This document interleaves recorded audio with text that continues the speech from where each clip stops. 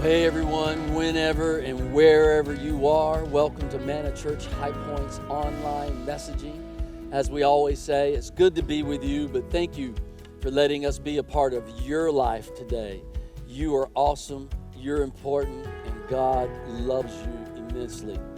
Before we get into the message today, we just want to take a moment and say Happy Father's Day to all you incredible dads who are in our lives, or maybe to you who you may not be a father, but you are a father to many who haven't had fathers. And maybe you've even grown up and you didn't have a father, or you didn't have a father as a role model in your life. I'm so sorry. Fathers are so important. But happy Father's Day to you dads.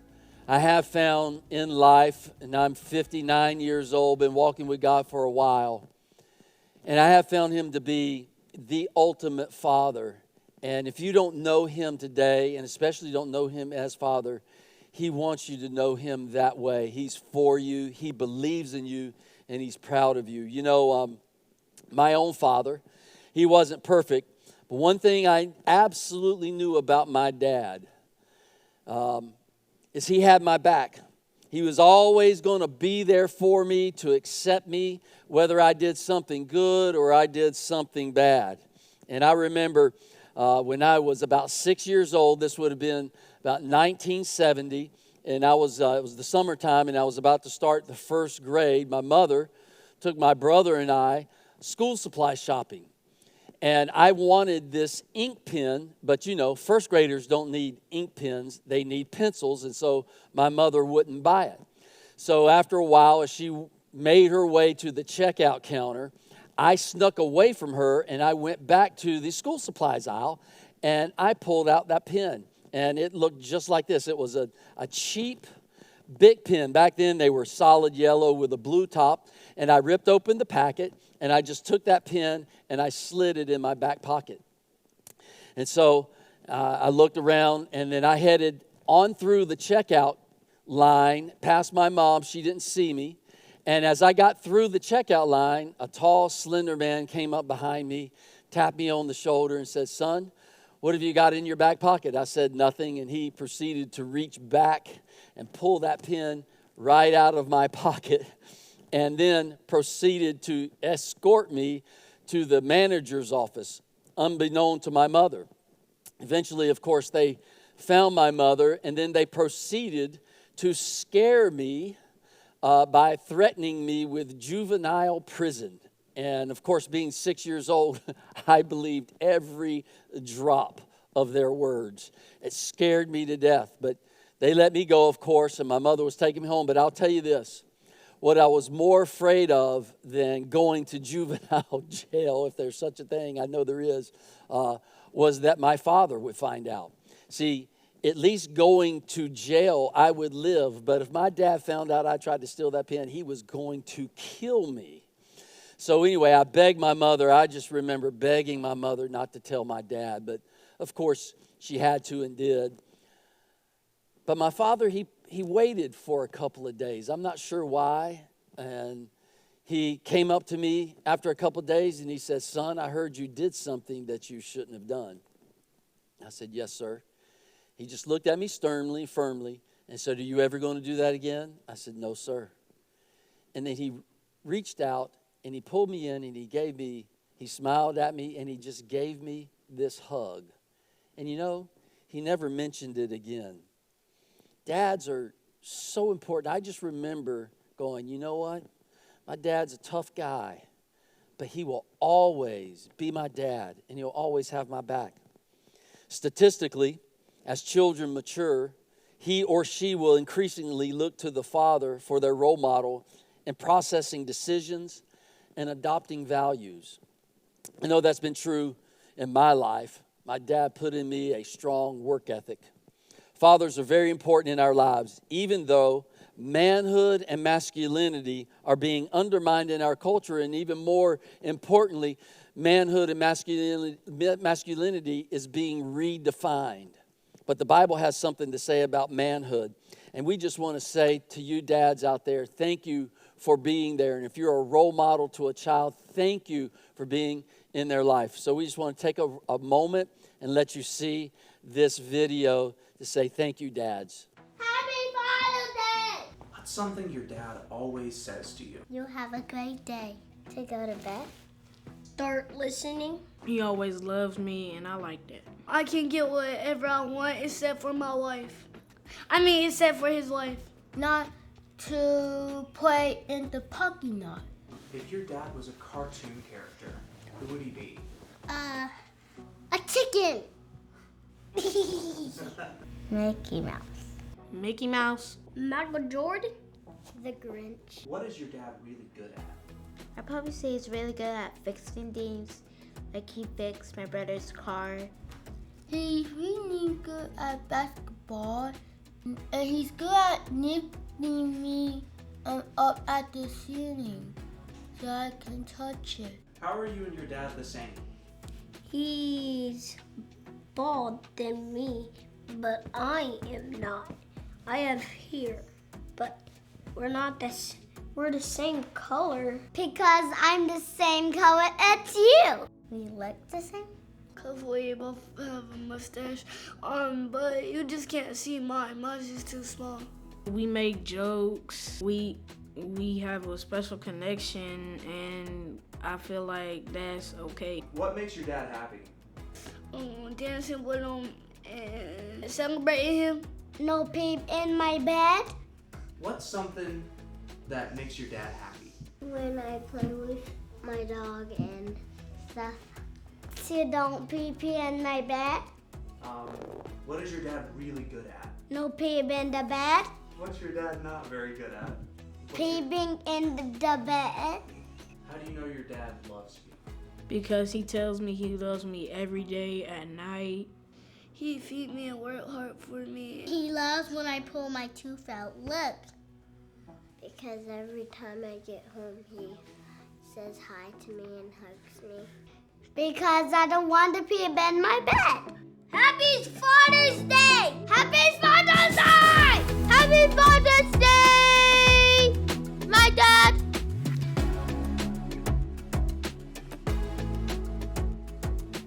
So dads, we love you. Listen, I hope you enjoyed that video, but stay strong and kind. Be unflinching and gentle. Love you, dads. Hey, at Manna, we love the Bible. We absolutely just love the Bible. We consider it the handbook for life, man's operating guide. The Bible speaks to all the important concerns and issues of our lives. It is the source of truth for our parenting, for our marriages, for all of our relationships, for social justice, for the environment. It gives us the basis of truth for the role of civil authority and so many other issues in life. It speaks to all of them.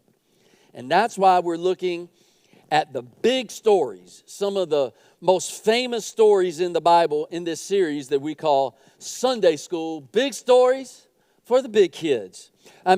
Big stories. I just love that. Today, we're ending our series by looking at a parable of Jesus's in Luke chapter 15, famously known as the Prodigal Son. The parable, and most of us are probably familiar with, but the parable is about a young son who takes his inheritance early, wastes it all, and then returns to a forgiving father. But as many commentators agree, it is not right to single out just one of the sons as the sole focus of this story, of this parable. Jesus actually begins the story, the parable, with a man had two sons. This story is just as much about the second son and the father as it is about the son who goes wayward. In fact, the word prodigal doesn't mean wayward. It means, listen to this, it means reckless, extravagant, giving and spending on a lavish scale.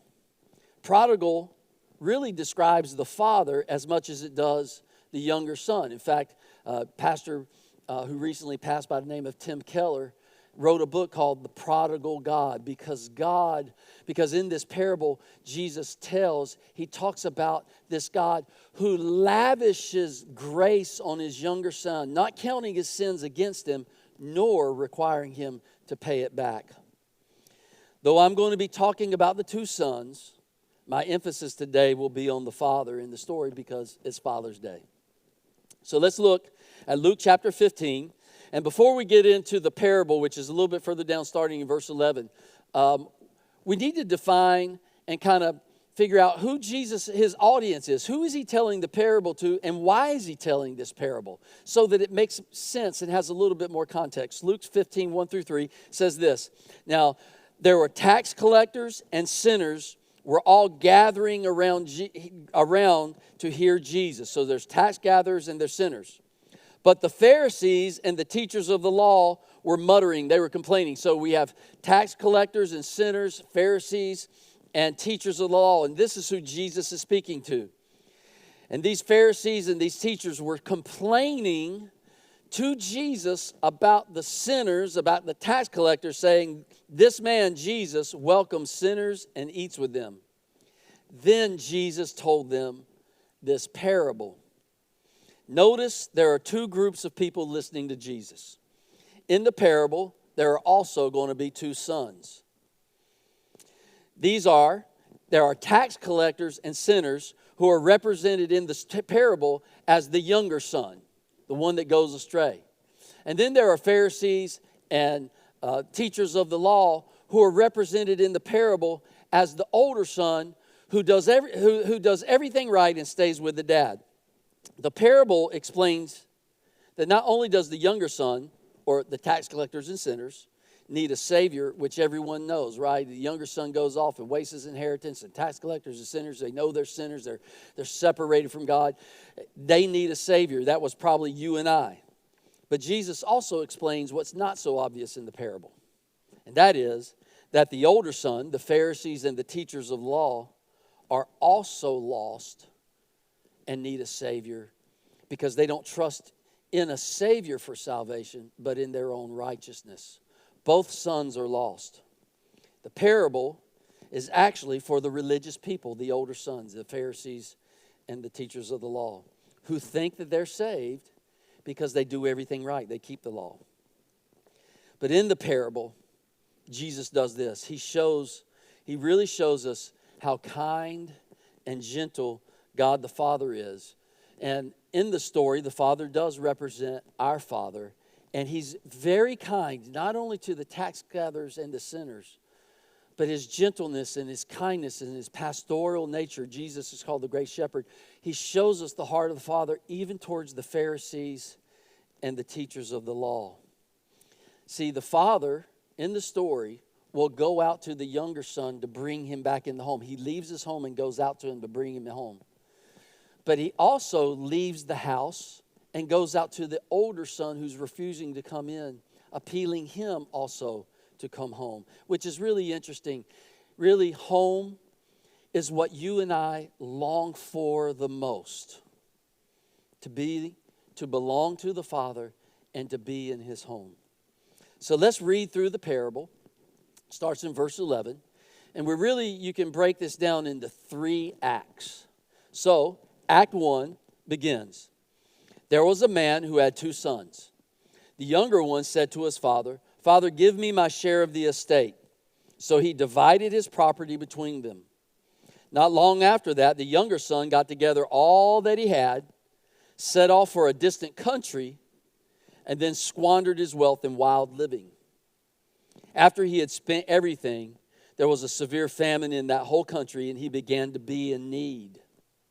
So he went and hired himself out to a citizen of that country, who sent him to his fields to feed pigs. He longed to fill his stomach with the pods that the pigs were eating, but no one gave him anything. But when he came to his senses, he said, "How many of my father's hired servants have food to spare? And here I'm starving to death. I know. I will set out and go back to my father. And I'll say to him, 'Father, I've sinned against heaven and against you. I'm no longer worthy to be called your son. Make me like one of your hired servants.'" This is Act 1. The son goes. He realizes he's made a mistake. And now he comes to his senses. He goes, "I need to return home." Act 2 begins with the son actually getting up, and now he's going back home. So, verse 20, so he got up and went to his father. But while he was still a long way off, his father saw him and was filled with compassion for him. He ran to his son, threw his arms around him, and began to kiss him. The son said to him, Father, I've sinned against heaven and against you. I am no longer worthy to be called your son. But the father, look at that. But the father said to his servants, quick, bring the best robe which would have been his and put it on him. Put a ring on his finger and sandals on his feet. Bring the fattened calf and kill it. Let's have a feast and celebrate. For this son of mine was dead and is alive again. He was lost and is found. So they began to celebrate, which ends Acts 2. He goes away. That's Act 1. He comes back. That's Act 2. Act 3. Meanwhile, verse 25, the older son was in the field, not knowing what was going on. When he came near the house, he heard music and dancing. So he called one of the servants and asked him, hey, what's going on? They said, hey, your brother has come, and your father has killed the fattened calf because he's come back safe and sound. Your brother's back. The older brother became angry and refused to go in. So his father went out and pleaded with him. But the son answered his father, look, all these years I've been slaving for you and never disobeyed your orders. Yet you never gave me a young goat so that I could celebrate with my friends. But when this son of yours, who squandered your property with prostitutes, comes home, you kill the fattened calf for him? The father says, my son, the father said, you're always with me. Everything I have is yours.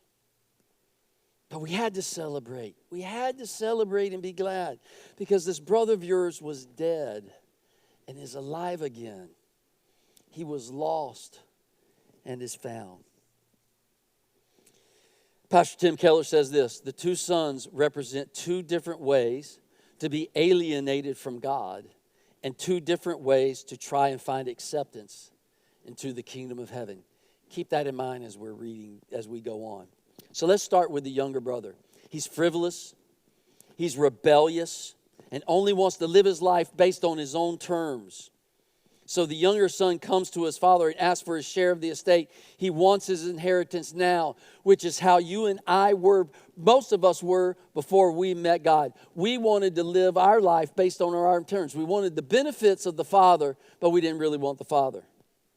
See, when this young son, Jesus is telling this parable to these Jewish listeners, to those listening to this parable, this request of the younger son would have been horrifying. To ask for your inheritance while your father is still alive is the same thing as just wishing that he were dead. In his heart, the younger son was just basically saying, just give me my money now so that I don't have to keep this pretense up of being a dutiful son and that I actually care about you. The son's request is not only dishonoring to the father, but it is also a rejection of the entire family and the family name. In other words, he's disassociating himself with the father and the entire family. In essence, he is telling his father and his family, I don't want anyone to know you're my father or that this is my family. He wants the father's wealth without the father. You know, as I was studying this parable, I was with my dad about a week ago, actually, and I asked him, I said, hey, Dad, I've been studying this parable and we familiarized him with the story. I said, how would you feel if I asked you to give me my inheritance now? Just go ahead and give me everything I will get when you and Mom die, when you guys pass away. What would I asked him, how would you feel if I actually asked that? My dad said, well, first of all, it would kind of make him angry, and he would feel pretty disappointed because he felt like I'd only want his stuff and didn't care about him. Just get it in your mind, put yourself in the story. You go to your parents and you ask them for stuff they probably would feel, well, you just want my stuff. You don't want me. I said, what would you say to me then? He said, you know what I'd tell you, Jeff? He said, I think I would say, I think I'll keep my money for now, but I'll help you pack and leave if that's what you want to do. And that's exactly what a Middle Eastern father would have felt and said to his son. And honestly, that really is a justified response. But that's not what this father did. That's not what this father did. He actually did the exact opposite. In those days, the oldest son would have received a double portion of the inheritance. So the law was, the older son would get a double portion of all the inheritance, and then the remainder would be divided among the other family members, the other siblings. But since there were only two sons, then you take 100% of the inheritance, and the oldest son would get 2/3 of the inheritance, while the younger son would get 1/3. So this is what the younger son is asking for, 1/3 of the entire estate.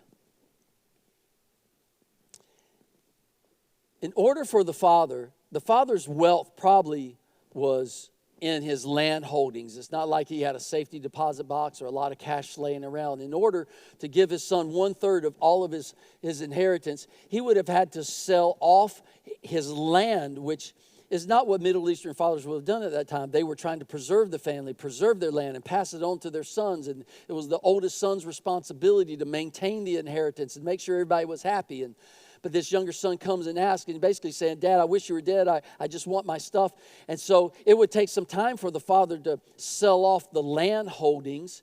So it's not like he gave him his inheritance 2 hours later. It was probably several months. The father had to take time and painstakingly divide up his land, sell it, and then give it to the son. And the son would have been watching this entire time. You can see how his heart's hard, how he just wants to live his life his way. He wants his father's stuff. He just doesn't want the heart of his father or his father himself. And when this younger son, when this finally happens and he gives him 1/3 of all of his land holdings and all of his wealth, he sells it off and gives it to him. The younger son doesn't just move to a nearby city. It says he goes to a distant country. He leaves the country. I mean, the interesting thing about the father is that while he's selling off the land and it's very painful to him, he doesn't get angry at his son and disown him, which would have been justified. Instead, he maintains his affection for his son while he divides it up. And then the son doesn't just move to a nearby city again. He goes to a distant country. He gets his passport and he leaves the country. I think it's because he doesn't want anyone to know what his family ties are. He doesn't want anybody to know that he's attached to this family or to this father. And he wants to live the ruse that he's a self-made man and he has all this money. But it's just a lie. And in fact, lots of times when we inherit stuff and we get stuff that we haven't actually worked for and earned, and we tell other people that we're self-made, we actually begin to live the lie and believe the lie. Well, as Zazu said in The Lion King, cheetahs never prosper. This young man's life begins to fall apart and he loses all of his wealth. So after some time, the young son, loses everything. He has no family, he has no friends, no more wealth, and he finds his life in ruins. And he realizes what a fool he's been and comes up with a plan. And part one of his plan, he says, I will go back to my father's house. I will go back. Now, don't miss this. Home is not primarily a place. It's a relationship. It's where you belong. The place of safety, place of acceptance. I remember when we moved back, we lived in Europe for 15 years, and we moved back to the United States in 2010. And I remember coming back to High Point. I'm from a smaller town about 2 hours away. I remember coming back and saying, it's good to be home. What I was saying is it wasn't the physical place. Anna's family was here. My family was nearby. It was the people. We were back at a place of safety and a place of acceptance. Last November, Anna and I traveled back to Poland and Ukraine to visit our friends and churches. And I remember standing in front of them going, it's good to be home. Well, how can this be home and that be home? It's because home is not primarily a place. It's a relationship. The younger son longed to be home. The second part of his plan was not actually to rejoin the family. He didn't say, hey, I'll go back and see if my dad will accept me back as a son. He says, I'll go back and I'll and ask my father to make me one of his hired staff on his father's estate. He said, I'll say to my father, I'm not worthy to be a son. You get that? He says, I'm not worthy to be a son. I just want to be a worker in your business, one of your staff members. What he's saying is, I'm not worthy to be in the family, but I want to pay you back for all that you lost and what I took from you. I want to earn my way back. I want to earn my way back into your graces. I want to prove to you that I'm sorry. And maybe one day be back in the family. Not even as a son, but at least be back in the family. So he returns. Imagine this. He gets up and he has this plan. Plan 1, go home. Plan 2, I'm just going to start working for my father so I can start earning my place back and pay him back. Now, some time has gone by, maybe months, maybe years.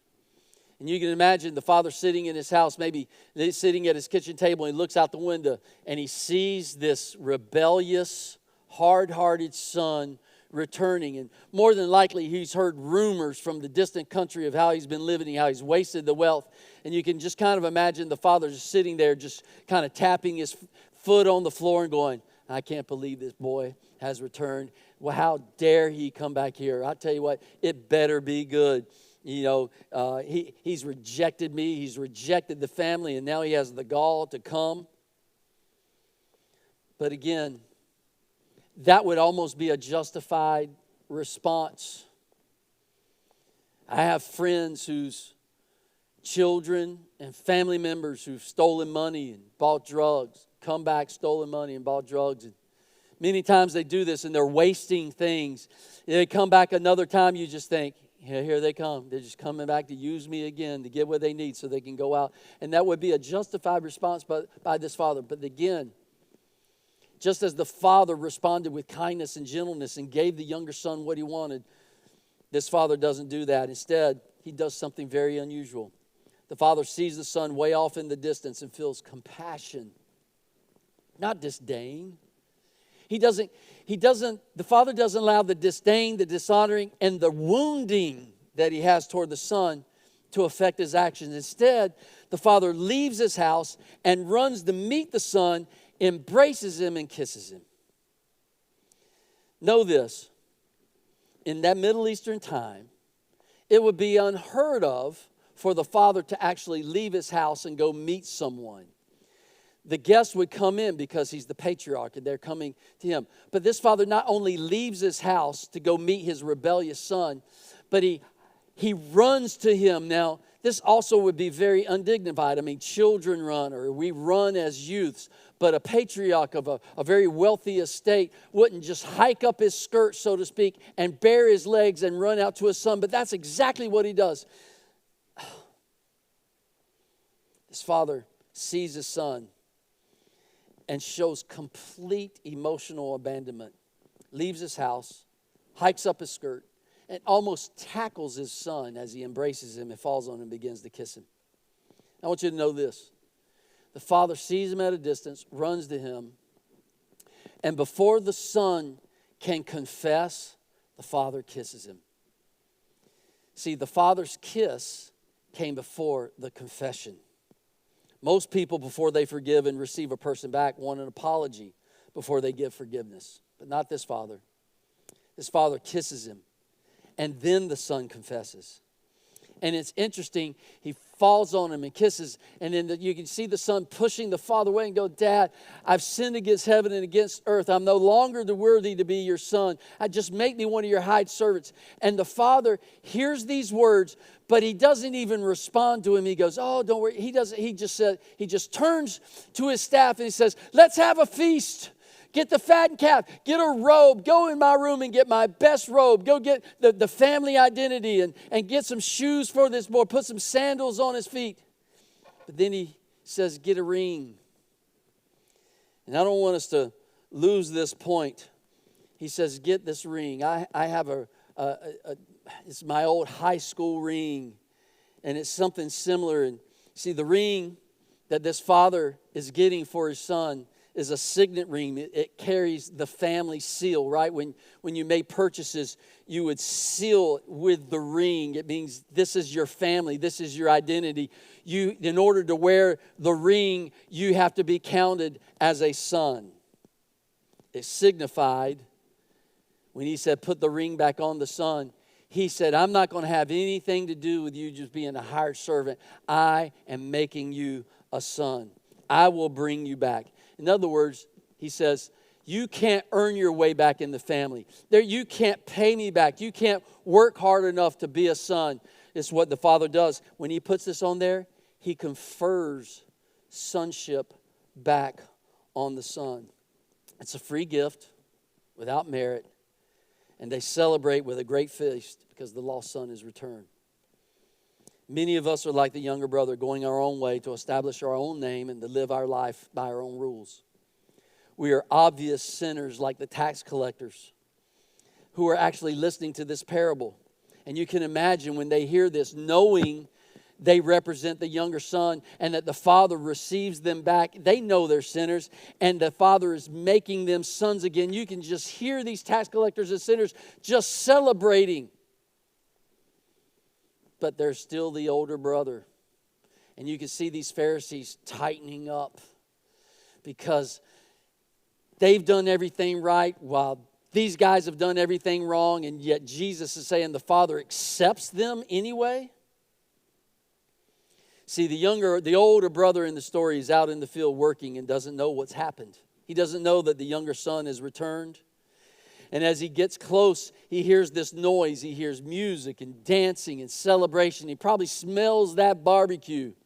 And he inquires of the staff, the people working for his dad. He goes, hey, I was just gone for a couple of days. What the heck is going on here? And they go, your brother, he's returned. Your brother, he's returned. And your father has killed the fattened calf. And the older brother knows this, that the fattened calf is a delicacy.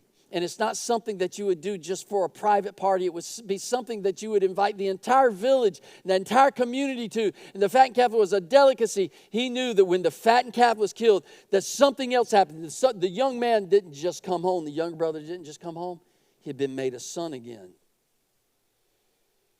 And it says that the older brother, when he realizes this, he becomes angry. He's furious. And he refuses to go in and to celebrate. He refuses to go into the house. The word used for anger here has the connotation of anger with a sense of punishing. Remember in Genesis we're told about two brothers, Cain, who became angry, and then he killed his brother, Abel. It's the same kind of anger.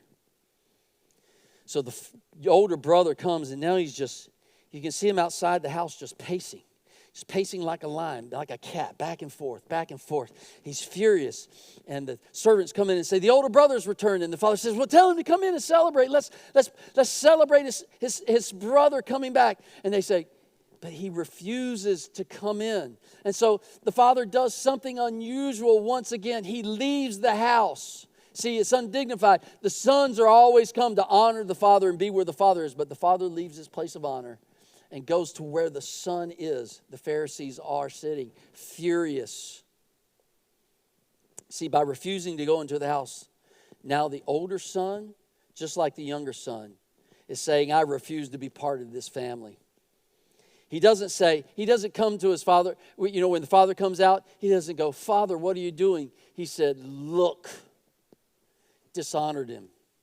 And instead of saying, my brother returned, he goes, look, this son of yours. You see, it's a rejection of the family. It's a rejection of the brother. It's a rejection of the father. Just like the younger brother rejecting the father and the family to live in rebellion, the older brother rejects the father and the family by living self-righteously. He says, I've been here this entire time doing everything you've ever asked me. I never left. This guy goes off and squanders your property with prostitutes. I've stayed here. I've done everything you want. In fact, I've sacrificed everything that I have. You owe me. You see this self-righteousness. But you know, he's not only upset about doing everything right. He's also upset about the cost of this extravagant feast the father is giving to this unworthy son. See, killing the fattened calf was an extravagant gesture not reserved for a private party, as I said.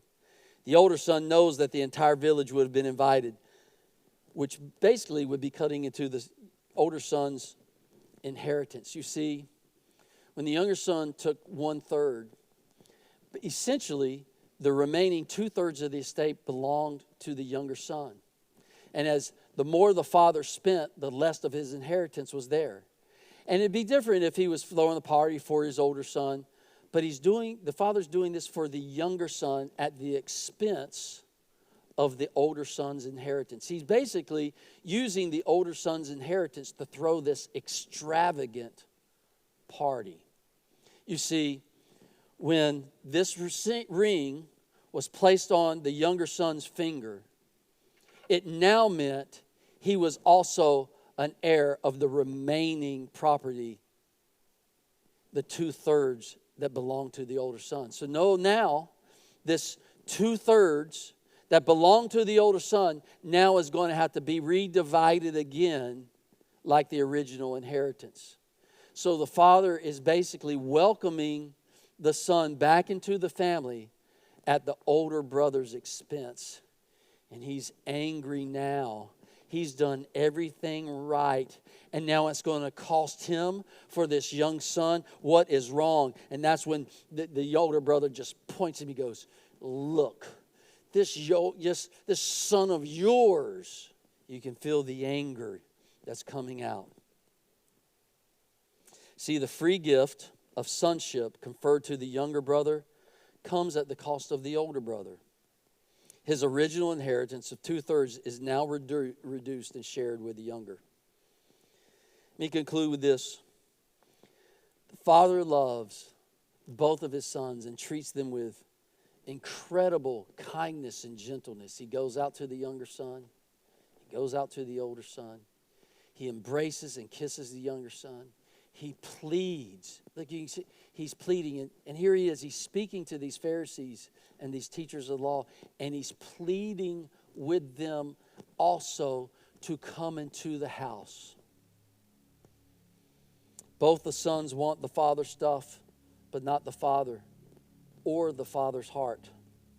One wants control of the father's stuff by being very bad. The other tried to control the father's stuff by being very good. See, when we come to God, we know we have to bring all the bad stuff, all our sin to Him. But in the parable, we see also we have to bring all of our good as well. See, both sons were lost because neither our righteousness or lack of righteousness restores us to the Father as sons and daughters. Only God's extravagant, excessive grace brings us to Him. See, the Father leaves His own house to go out to each son. And He's pleading with both to restore them. Not the older son, not as sons, but to restore them for the father's heart. Because both of them just wanted the father's stuff without the father. And they didn't want the father's heart. See, the father does all this and pleads with them. The father's heart is for both sons to be reconciled to him, but also to each other, to be family again. Notice that the father didn't leave the estate and go to another country to find the son. In those times, it wouldn't have been the father's role to go after the son. It would have been the older brother's responsibility to keep the family together. That's partly why the older brother gets the lion's share of the estate. The older brother, or the Pharisees, should have gone after the younger brother, the sinners, and restored them to the father and to themselves at great cost to themselves. In the parable, the older brothers didn't do that. But we have a better older brother who not only wants the father and loves the father's heart, he would do anything for the father regardless of the cost to himself. Unlike the younger son who got the father's robe, our older brother, Jesus, he was stripped and clothed with lashes. He didn't get the fattened calf. He got vinegar. He wasn't celebrated. He was mocked. And instead of being received, he was forsaken on a cross. We received restoration to the Father freely, but at an immense cost to our perfect older brother. Philippians 2, 6-8 says this. Although he, Jesus, existed in the form of God, he did not regard equality with God a thing to be grasped. But he emptied himself. See, this is the true older brother and what the older brother in the parable should have done but didn't. The Pharisees were jealous that God was reaching out and lavishing sonship on these rebellious, wayward people. But what they should have done is they should have been first. If they had the Father's heart, they should have gone out and gotten them. But we have an older brother who doesn't get jealous. At a great cost to himself, it says, he emptied himself, taking the form of a bondservant and being made in the likeness of men. Being found in an appearance as a man, he humbled himself by becoming obedient to the point of death, even death on a cross. We have the greatest older brother. In this, the Father's heart not only reaches out to the most rebellious of us, but also reaches out to the best of us. Because even being good and us relying upon our goodness alienates us from God as much as turning our back on God and rebelling against Him. If you trust in your goodness to be okay with God, you're just as alienated as the one who rebels against God. We both need a Savior. And we have an older brother in this parable that Jesus is the older brother. And He's saying, look at the Father's heart. When we come to God, we not only bring all of our bad, because we know we have to give Him our bad, but we also have to give Him all of our good, because none of that can reconcile us with God. And this is what the gospel is. We need an older brother who goes out and reconciles us back to the Father and to one another at great cost to himself. And that's what we see Jesus on the cross. Hey, you can know this great Father, and you can know this older brother, Jesus, so to speak. He died on the cross for you at great cost to himself. He did that so you could be reconciled to God and to God's family. If you would like to do that, I want to encourage you to get in touch with us. We could pray a prayer, but the fact is you need people in your life. I want to encourage you to go to our website, hit the Connect tab. Let us know, hey, I want to know more. I want to know this. I need to know Him. We will talk to you. We'll pray for you. We'll also put materials in your hand. We will get you connected to a good church. If you're in our area, come here. If you're somewhere else, we will help you find a good place to get connected, because we were not designed to live this life alone. I want to thank you for being part of this message today and allowing us to be a part of your life. I want to encourage you to give so that together we can partner together to reach our city and really reach the nations that God has called us to do. You can go to our website, hit the Give tab, and follow all the prompts. I want to encourage you to give and to tithe. I also want to let you know about something. You can contact us for more information, but we're going to be having a gathering for men on Saturday the 24th. Contact us for the location. We're going to cook out, and we're going to have some food, and just for men, and a great time of fellowship and getting to know one another. Hey, love you. Thank you for letting us be a part of your life today. Can't wait to see you next time. God bless.